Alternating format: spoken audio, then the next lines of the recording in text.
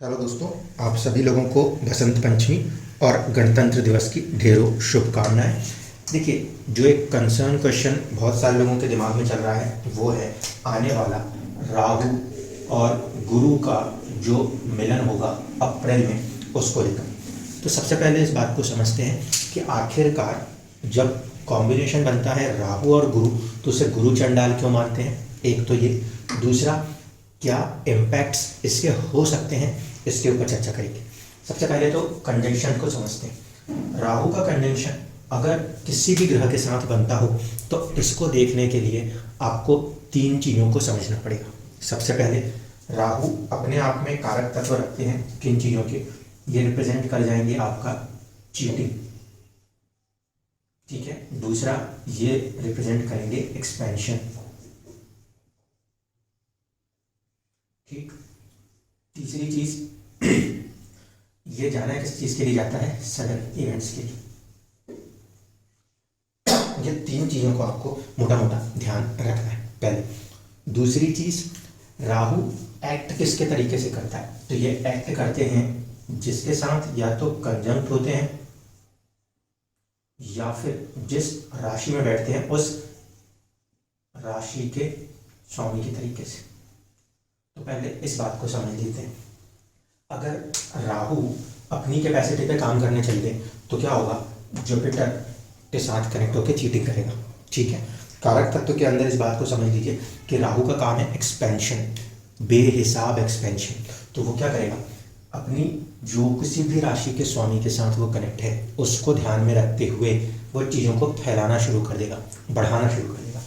दूसरा, जो चीटिंग है, चीटिंग राहु का एक बेसिक नेचर है, ठीक है। धोखा करना उसका एक बेसिक नेचर है। तो कहीं ना कहीं वो जो धोखे का तत्व है वो किस में मिल गया, वो गुरु के साथ मिल गया। गुरु क्या है, एक्सपेंशन के साथ साथ ग्रोथ का कनेक्शन बनेंगे, एक्सपेंशन के साथ साथ ग्रोथ का कंसेप्ट है। तो ऐसे स्थिति में एक फेक ग्रोथ का बनना या अकस्मात चीज़ों का इस तरीके से परसेप्शन होना जो बहुत तेज़ी से बढ़ती हुई दिखाई देती है और अंत में जब आप उसको देखो तो उसके रिजल्ट्स में कमी आ जाना, ये जो फॉर्मेशन है इस फॉर्मेशन को कहा जाता है गुरु चांडाल दोष। गुरु चांडाल दोष में होता क्या है कि जुपिटर की जो क्वालिटीज़ हैं उसको राहु कुछ ज़्यादा ही बढ़ा चढ़ा के दिखाने लगता है और फिर क्योंकि वो गुरु का किस पर्टिकुलर पॉइंट पे अपोज करता है, on the point of 9th house, religion matters. इस कारण से जब कभी भी राहु गुरु के साथ होता है या राहु 9th हाउस में होता है तो वो धर्म को छोड़ के अधार्मिक तरीके से कार्य करने की एक नीति अपनाता है। ये फैक्टर को हम बेसिकली यूज करते हैं टर्म एज चीट। इसका मतलब है कि लोग अपने ज्ञान को बढ़ा चढ़ा के दिखाकर दूसरों को ठगने का प्रयास करते हैं। एक्सपेंशन में तो ये देखना होगा कि आपके कुंडली के अंदर गुरु इस भाव के स्वामी हैं, ठीक है, क्योंकि जिस भी भाव के स्वामी होंगे उन चीज़ों का एक्सपेंशन होना शुरू हो जाता है। और सडननेस जो है वो राहु की अपनी क्वालिटी है, इसीलिए कुछ भी इवेंट्स एकाएक होना, अचानक से होना, इसीलिए जैसे हम कहते हैं ना स्टॉक मार्केट के अंदर चीज़ें बहुत तेज़ी से अप एंड डाउन करती है, वो सब राहु का फंक्शन है। तो राहु इन तीन कीवर्ड्स के साथ जुपिटर के साथ मिलेगा। जुपिटर के कीवर्ड्स क्या है, जुपिटर के कीवर्ड्स होते हैं ग्रोथ, रिप्रेजेंट किसको करते हैं, चाइल्ड और वेल्थ को, ठीक है। तो इन दो चीज़ों को खासकर ध्यान रखना होगा। एक तरफ से चीट हो सकती है, ग्रोथ दिखते दिखते अटकती अटकती से दिखे, बहुत तेजी से ऊपर उठा दिया और आधार ही नहीं बना तो इंसान नीचे गिर जाए। एक्सपेंशन हो रहा है किसका, आपकी तरक्कियां बढ़ रही हैं तेजी से और जिम्मेदारियां बढ़ रही हैं, ये पॉजिटिव एस्पेक्ट्स हो सकते हैं। इसी तरीके से अचानक से किसी तरीके का लाभ या ग्रोथ मिले, इसको ऐसे देखा जा सकता है क्योंकि उस पर्टिकुलर समय में राहु जो है वो गुरु के साथ युति करेंगे तो वो भी गुरु की तरह बन जाएंगे। इसको ऐसे माना जा सकता है कि उस समय कुंडली में दो गुरु बैठे हुए होंगे, ये पहली चीज़ हो गई। अब दूसरा है कंजंक्शन और साइन लॉर्ड में। तो कंजंक्शन की बात यही है, राहु कंजंक्ट है जुपिटर के साथ तो जुपिटर की पॉजिटिव एनर्जी राहु की तरफ शिफ्ट हो जाएगी। प्रॉब्लम हो जाएगी उनकी जिनकी जुपिटर्स की कुछ दशाएं चल रही हैं, क्योंकि ऐसे स्थिति में गुरु जो है वो राहु की एनर्जी लेकर डिस्टर्ब हो जाएगा, ठीक है। दशा में स्पेसिफिकली ध्यान रखना। राहु गुरु के साथ कनेक्ट हो रहा है तो गुरु की एनर्जी राहु में जा रही है, राहु की दशा में पॉजिटिविटीज आती जाएंगी, फ्लो जो होगा एनर्जी का वो from Jupiter towards the Rahu होगा। जबकि जुपिटर की दशा है तो उस समय जुपिटर की दशा के अंदर लोगों को थोड़ा सा बौखलाहट महसूस हो सकती है, अचानक के तत्व हो सकते हैं, चीट कर जाएं, ये कर जाएं, वो कर जाएं, बहुत सारी जो सेपरेटिस्ट टेंडेंसीज हैं वो जुपिटर पे शिफ्ट हो जाएंगी। इस बात को दशा के हिसाब से ध्यान रखिएगा। अगर आपकी कुंडली में राहु की दशा चल रही है तो शुभता की तरफ है, लेकिन अगर गुरु की दशा चल रही है तो राहु उसको सेपरेटिस्ट एनर्जीज के तौर पे बनाने की कोशिश करेगा। साइन लॉर्ड के हिसाब से देखा जाए इस समय तो जो राहु हैं वो बैठे हुए हैं मंगल की राशि में, और मंगल और गुरु जो हैं वो आपस में मित्र होते हैं। तो ऐसे स्थिति में अगर ये कॉम्बिनेशन काम करेगा तो ये कॉम्बिनेशन काम करेगा जस्ट लाइक कि मंगल और जुपिटर का कंजंक्शन आ गया। ठीक है, राहु क्योंकि मंगल की एक्टिव राशि में बैठा है तो ये कॉम्बिनेशन इन चीज़ों के लिए बिहेव करेगा। इसको सेम एज रीड कर सकते हैं मार्स जुपिटर कॉम्बिनेशन किसी भी इंडिविजुअल चार्ट्स के अंदर। अब ये तो हो गया पहली चीज़ जिसमें हमने कीवर्ड समझ लिए और कनेक्ट कर दिया। अब दूसरा फैक्टर जो होता है वो होता है नक्षत्र का। ये दोनों के दोनों कॉम्बिनेशन जो बनेंगे, ये कॉम्बिनेशन अप्रॉक्सीमेटली अप्रैल से तो बनेंगे, लेकिन इसका जो मेजर फैक्टर रहेगा वो रहेगा आपका मई के अराउंड। ठीक है, जब ये मई का फेज आएगा उस समय राहु और जुपिटर एग्जैक्टली क्लोज हो जाएंगे और यहाँ पे चल रही होगी प्लैनेटरी वॉर। ये प्लैनेटरी वॉर जो है ये लड़ी जाएगी जिसके अंदर अश्विनी नक्षत्र में। ठीक है, जिसके स्वामी होते हैं केतु। उसी समय केतु खुद जो है वो मौजूद रहेंगे स्वाति में जो कि है राहु का। इसलिए इस पर्टिकुलर कॉम्बिनेशन से जो एनर्जी मिक्सचर है वो इस तरीके से हो रहा है कि केतु जो है वो राहु का और राहु जो है वो केतु के प्रभाव को देते हुए काम करेंगे। इसकी वजह से इनका जो एक साइकिल कंप्लीट होता है, राहु से एनर्जी जा रही है केतु की तरफ, केतु से एनर्जी जा रही है राहु की तरफ। ये एनर्जी आपस में एक दूसरे को बैलेंस करने की कोशिश करेगी जो कि एक पॉजिटिव बात होगी, क्योंकि राहु ऐसा फील करेंगे जैसे कि वो स्वाति में बैठे हैं, केतु ऐसा फील करेंगे जैसे वो अश्लेषा में बैठे हैं।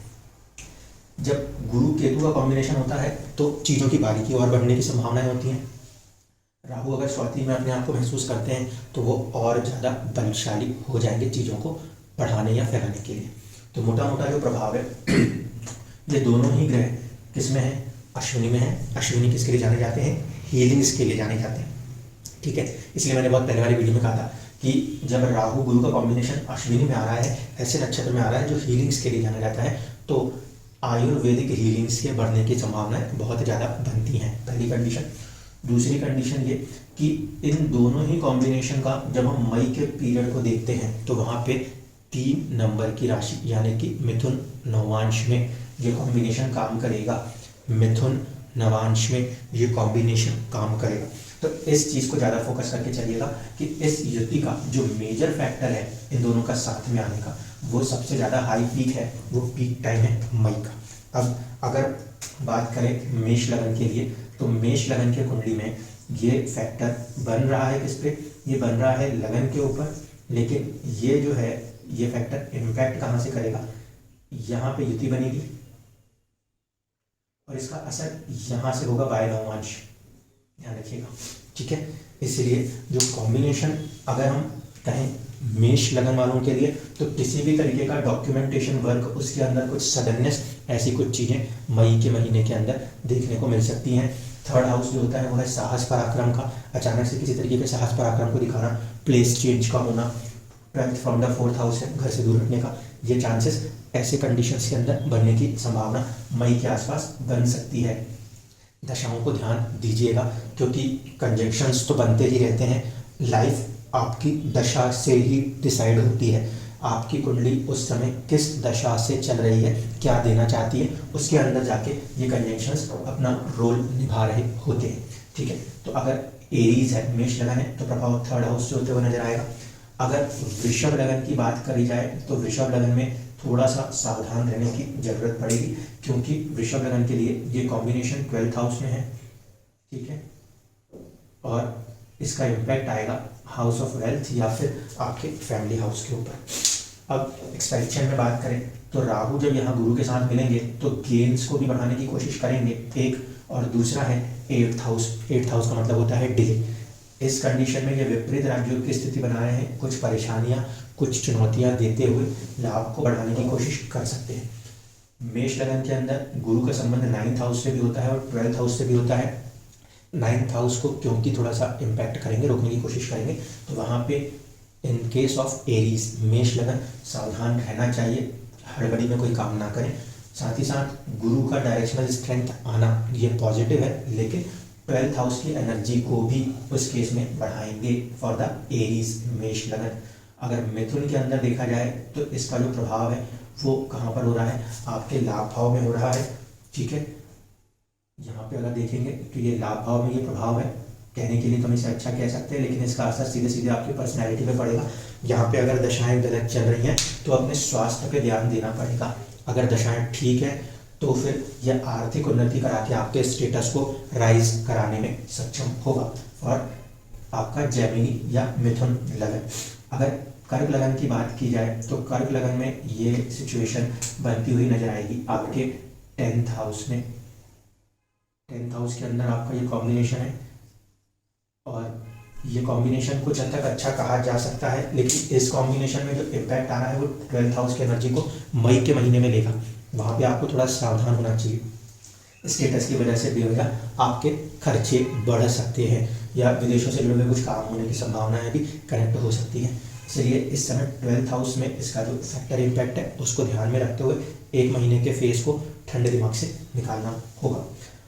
अगर हम बात करें एक्सपेंशन की तो क्योंकि यहाँ पे 6th हाउस लॉर्ड भी बनते हैं और 9th हाउस लॉर्ड भी बनते हैं, तो थोड़ा सा रोग से सावधान रहना चाहिए। दूसरा है कि सर्विस के अंदर वृद्धि की संभावना बनेगी और किस्मत की भी बढ़ने की संभावना बनेगी। अगर सिंह लगन की बात हो तो सिंह लगन में ये कॉम्बिनेशन भाग्य में बैठ जाएगा। अब यहाँ पे ये कॉम्बिनेशन एक तो 8th हाउस लॉर्ड का है, तो भाग्य में यहाँ पे कुछ डिले, कुछ चैलेंजेस भी होंगे एक चीज़, लेकिन ये कॉम्बिनेशन साथ ही साथ आपके 5th हाउस का भी है जो कि एक अच्छा कॉम्बिनेशन है। तो इस कंडीशन में ये एक तरीके से राजयोग की तरह भी कार्य करने में सक्षम होगा, क्योंकि ये जो राशि है ये मंगल की राशि है और मंगल की दूसरी राशि केंद्र में आती है। अकेले भी वो योग कारक ग्रह हैं। जब ये मंगल के रूप में काम करते हुए नजर आएंगे तो एक अच्छे फल को देने में भी सक्षम होंगे, लेकिन चुनौतियाँ यही होंगी कि कुछ चीज़ें डिलेज के साथ एक्सपैंड करेंगी और अचानक से एक्सपैंड करेंगी। इसका जो प्रभाव बनने वाला है वो बनेगा आपके सीधे सीधे लाभ भाव से।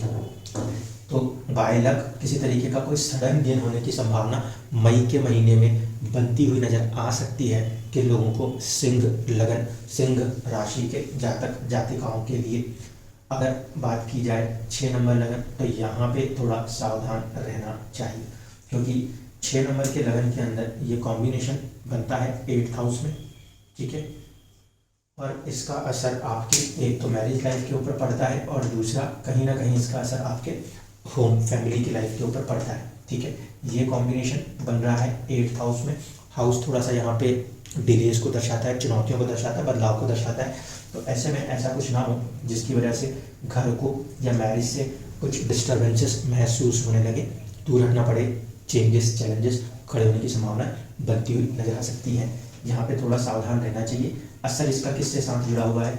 इसका असर जुड़ा हुआ है सीधे सीधे आपके 10th house profession and status के साथ। इसीलिए अगर 6 नंबर का लगन है तो मई के महीने में थोड़ा सावधान रहिए।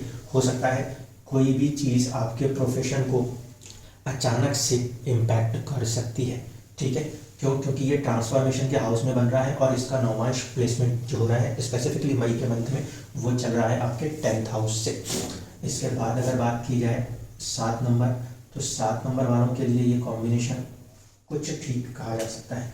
अगर आप 7 नंबर तुला लग्न को बिलोंग करते होंगे तो आपके ये कॉम्बिनेशन बनेगा आपके 7th हाउस में। 7th हाउस में बनने वाला कॉम्बिनेशन इम्पैक्ट कहाँ से लेगा? इम्पैक्ट लेगा आपके भाग्य भाव से। अब यहाँ पे ये ट्रिकी कॉम्बिनेशन हो सकता है। रीज़न इज कि आप देखोगे यहाँ पे आती है 9 नंबर की राशि और यहाँ आती है 12 नंबर की राशि।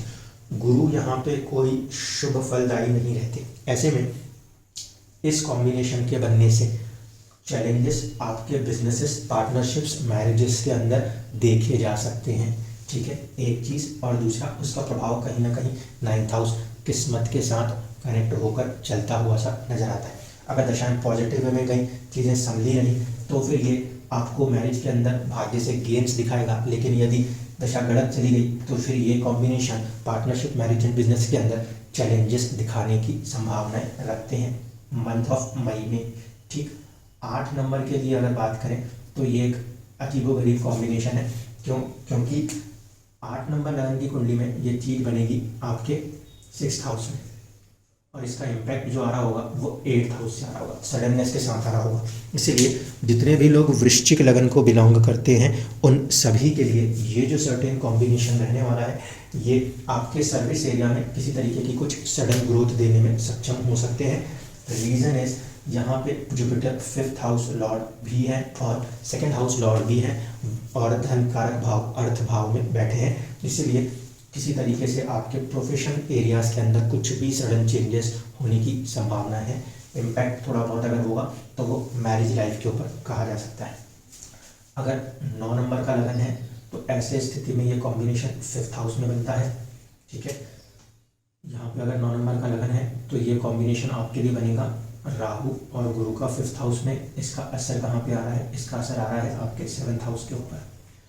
और इस फॉर्मेशन को अगर ध्यान से समझें तो जुपिटर 1st हाउस लॉर्ड हो रहे हैं, एक्सपेंशन के तरीके से देखेंगे तो पर्सनैलिटी भी आ रही है और कहीं ना कहीं वेल्थ एंड प्रॉपर्टी भी आ रही है, और इसका असर आपके व्यापार, आपके आउटलुक के ऊपर, आपकी साझेदारियों के ऊपर भी देखने को मिल सकता है। जुपिटर की दशा यहाँ पर होगी तो थोड़ा सा सावधान इस चीज़ के साथ रहिएगा कि राहु का प्रभाव उस दशा को थोड़े समय के लिए चैलेंज की तरीके से कहा जाएगा, क्योंकि गुरु राहु के प्रवृत्ति प्रभाव के साथ सेपरेटिस्ट नेचर को इंक्लूड करके अपने रिजल्ट्स को देंगे, लेकिन बढ़ा चढ़ा के देने की कोशिश करेंगे, क्योंकि एस्पेक्ट दोनों का ही आपके लगन के ऊपर रहने वाला है।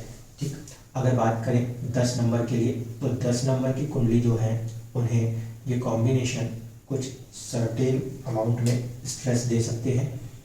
10 नंबर की कुंडली में ये जब बात होगी 11, 12 और 1, यहाँ पे आ गया राहु, यहीं पे आ गया गुरु, एंग्जाइटी को तो जुपिटर की एंट्री कम कर लेगी, लेकिन जब ये मई का मंथ बनेगा तो मई के मंथ में इसका असर आपके 6th हाउस पे पड़ रहा है, यानी कि लोन है, कर्जे हैं, अगर ऐसी चीज़ें हैं तो उसकी तरफ आप all of a sudden move करने का मन बना सकते हो। इससे आपको थोड़ा समझना चाहिए। ये जो कॉम्बिनेशन है ये आपको किसी तरीके से मई के मंथ में सर्विस सेक्टर, क्योंकि 6th हाउस आ रहा है, हेल्थ और सर्विस के ऊपर यहाँ पे इस इम्पैक्ट को थोड़ा सा सावधानी से निकालना चाहिए, क्योंकि जुपिटर का एस्पेक्ट है तो वो कोशिश करेंगे ग्रोथ करने की। इसलिए हो सकता है कि यहाँ पे आपका वर्कलोड बढ़ता हुआ नजर आए 10 नंबर के लगन वालों के लिए। अगर ये कॉम्बिनेशन यहाँ पे रीड करते हैं तो जुपिटर 12th हाउस के लॉर्ड होने की वजह से एक मेंटल टेंशन को बढ़ाते हुए से भी नजर आते हैं। 3rd हाउस के लॉर्ड होने के कारण प्लेस चेंज की कॉम्बिनेशंस को भी कनेक्ट करने की कोशिश करते हैं। अगर कुंभ लगन के पॉइंट ऑफ व्यू से इस बात को देखा जाए तो कुंभ लगन में ये जो कॉम्बिनेशन बन रहा है ये 3rd हाउस में बन रहा है, जो राहु के लिए एक अच्छा भाव है लेकिन जुपिटर के लिए उतना अच्छा भाव नहीं है। वो क्या रहा है, ऑल ऑफ अ सडन आप अपने पराक्रम से वेल्थ को क्रिएट करने की कोशिश करते हैं। इस पर्टिकुलर लगन में जुपिटर वेल्थ के दोनों ही भाव के स्वामी हैं, इसीलिए ये सडन गेन ऑफ वेल्थ आप अपने पुरुषार्थ से बनाते हुए नजर आएंगे, और इसके अंदर इम्पैक्ट जो आ रहा है वो 5th हाउस की एनर्जी को लेके चल रहा है। तो स्पेक्युलेटिव गेन्स होने के चांसेस बनेंगे 11 नंबर की राशि आपकी कुंडली में जहाँ है वहाँ पे समझ लीजिए, या आप ये मान लीजिए कि कुंभ लगन के या राशि के जातक जातिकाओं के लिए ये जो मई का मंथ है ये आपके एफर्ट्स के ऊपर, क्योंकि 3rd हाउस आ रहा है, पराक्रम के ऊपर जा रहा है, और उसका असर आपकी बुद्धि के ऊपर, संतान के ऊपर, आपके ग्रोथ प्रोग्रेस के ऊपर होता हुआ नजर आता है। कोशिश यहाँ पे यही होगी कि वेल्थ जो है, वेल्थ की ज़्यादा से ज़्यादा ग्रोथ कराई जाए। थोड़ा सा सावधान फादर को अपनी हेल्थ पे रखना होगा। इसके बाद आखिरी में बचता है आपका मीन लगन। मीन लगन के केस में ये जो कॉम्बिनेशन बनेगा ये बन जाएगा 2nd हाउस में। यहाँ पे 2nd हाउस के लिए गुरु कारक भी है, ठीक है, और इसमें इनके पास ये 2 हाउसेस की स्वामित्व भी है। तो मीन लगन वालों के लिए ये जो कॉम्बिनेशन बनता है, इस कॉम्बिनेशन में ये all of a sudden gain of status की कोशिश भी कर सकता है, क्योंकि इसका 1st हाउस और 10th हाउस से सीधा संबंध है। दूसरा कि मंगल के प्रभाव को लेके ये चल रहा है, और मंगल जो है वो इस पर्टिकुलर कुंडली के लिए आपका 9th हाउस लॉर्ड भी बन जाता है। इसलिए मीन लगन, मीन राशि वालों के पॉइंट ऑफ व्यू से अगर देखा जाए तो ये all of a sudden change को दर्शाता है और इसका इम्पैक्ट आपके 4th हाउस के ऊपर पड़ता है, फैमिली के ऊपर पड़ता हुआ नजर आता है या प्रॉपर्टी के ऊपर पड़ता हुआ नजर आता है। इसलिए ये जो सर्टेन कॉम्बिनेशन है ये कहीं ना कहीं किसी रूप में आपकी सेविंग्स को, वेल्थ को बढ़ाने का प्रयास या फैमिली एक्सपेंशन के प्रयास को करते हुए स्टेटस को राइज करने की कोशिश करता है। और उसका एक डायरेक्ट या इनडायरेक्ट इम्पैक्ट, मैं मई के महीने की बात कर रहा हूँ, युति बहुत लंबी चलेगी लेकिन बीच की जो युतियाँ होंगी उस समय जुपिटर और राहु कंबाइंड नहीं रहेंगे 3 नंबर के नौमांश में, उनकी प्लेसमेंट अलग अलग जगहों पे होती रहेगी मंथ बाय मंथ। इसीलिए सबसे ज़्यादा जो क्लोज इम्पैक्ट पीरियड है वो मई का पीरियड है, सिर्फ उसको एक्सप्लेन कर रहा हूँ। उस समय property related things, family related things के अंदर कुछ चीज़ें हो सकती हैं जिसका असर सीधे सीधे प्रोफेशन, स्टेटस, पर्सनैलिटी के अंदर और वेल्थ के अंदर देखने को मिल सकता है। धन्यवाद।